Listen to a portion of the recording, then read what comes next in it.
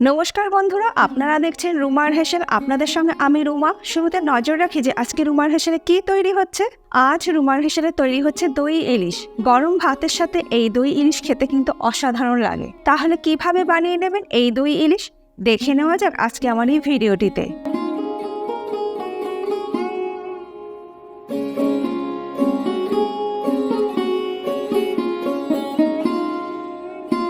দই ইলিশ বানানোর জন্য নিয়েছি 6 পিস ইলিশ মাছ।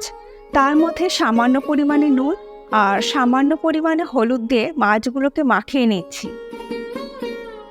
নুন আর হলুদ মাখিয়ে মাছগুলোকে 15 মিনিট রেখে দেব।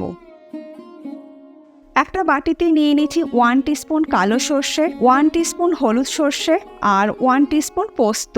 অল্প পরিমাণে হালকা একটু গরম জল দিয়ে সর্ষে আর পোস্তটাকে 10 মিনিট ভিজিয়ে রাখবো।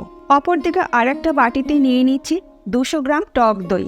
যেহেতু এটা দই ইলিশ, তাই দইয়ের পরিমাণটা একটু বেশি ব্যবহার করতে হবে।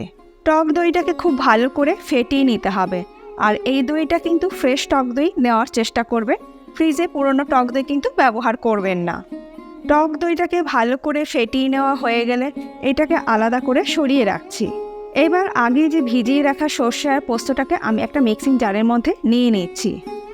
সর্ষে পোস্তের মধ্যে দিয়ে দিচ্ছি 4-5টা কাঁচা লঙ্কা, তবে ঝালটা যার যা স্বাদ অনুযায়ী ব্যবহার করবেন।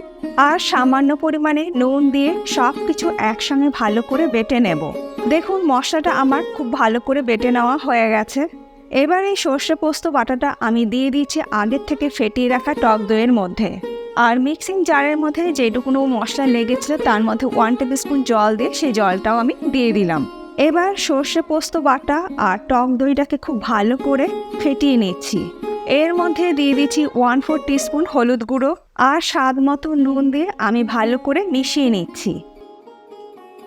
সব কিছু ভালো করে মিশিয়ে নেওয়া হয়ে গেলে একটা বড় আমি টিফিন বক্স নিয়ে নিয়েছি। তার মধ্যে আমি সর্ষে পোস্ত আর টক দইয়ের মিশ্রণটা ঢেলে দিলাম। এবার নুন আর হলুদ মাখিয়ে রাখা মাছগুলোকে আমি টক দই আর সর্ষে পোস্তর মিশ্রণটার মধ্যে দিয়ে আমি ভালো করে মাছগুলোকে মাখিয়ে নেব। মাছের পিসগুলোকে মশলার সাথে ভালো করে মাখিয়ে নেবার পর এর মধ্যে আমি 4 টিস্পুন সর্ষের তেল ওপর থেকে দিয়ে দিলাম।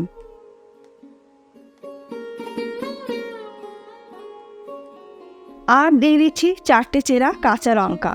টিফিন বক্সের ঢাকা বন্ধ করে 15 মিনিট এইভাবেই রেখে দেব। 15 মিনিট পর একটা কড়াইয়ের মধ্যে দিয়ে দিচ্ছি অল্প পরিমাণে একটু জল। গ্যাসের ফ্লেমটাকে মিডিয়ামে রেখে জলটাকে একটু গরম হতে দেব। আর টিফিন বক্সটা আমি জলের মধ্যে বসিয়ে দিচ্ছি।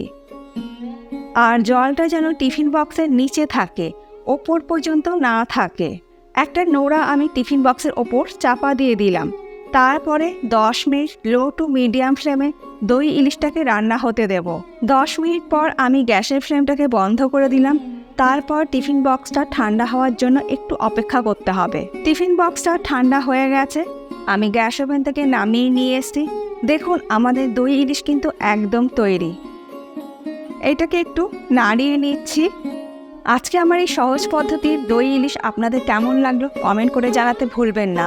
রেসিপিটা যদি ভালো লাগে তাহলে আপনারাও বাড়িতে একদিন এইভাবেই দই ইলিশ বানিয়ে নিতে পারেন। বানানো কিন্তু খুবই সহজ, খুব কম সময়ে কিন্তু হয়ে যায়। গরম গরম ভাতের সাথে এই দই ইলিশ খেতে কিন্তু অসাধারণ লাগে। আর কদিন আগেই আমি আপনাদের সঙ্গে জিরা আলু ও মশলা পরোটার রেসিপিটা শেয়ার করেছিলাম, কম্বো রেসিপি, যেটা আপনারা ডিনারে বা লাঞ্চ বক্সে কিন্তু অতি অবশ্যই বানিয়ে নিতে পারেন। যারা দেখেননি পাশেই আছে, একবার দেখে নিতে পারেন। আশা করি এই রেসিপিটার মতন ওই রেসিপিটাও আপনাদের খুবই ভালো লাগবে। আজ তাহলে এই পর্যন্ত, আবার দেখা হবে নতুন কোনো ভিডিওর সঙ্গে। ভালো থাকবেন, সুস্থ থাকবেন, ধন্যবাদ।